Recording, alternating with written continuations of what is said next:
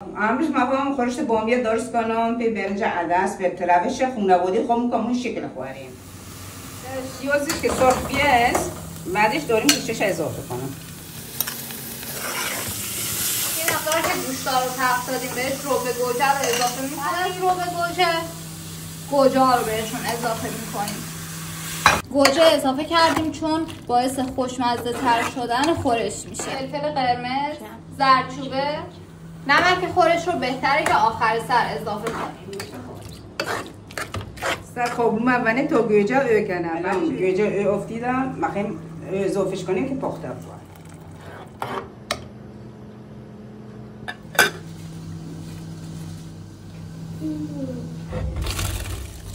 این ادویه‌ش زردچوبه، فلفل سیاه، دارچینه با نمک. قبل از اضافه کردن بامیه به خورش کمی تفتش میدیم که وا نره.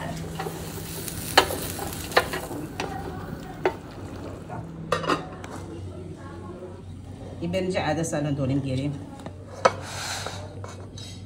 عمومی خانواده‌مون برنج عدس به خورشت بامیه بخوریم. تو عجب رنگ و رویی هم داره. جای شما خالی.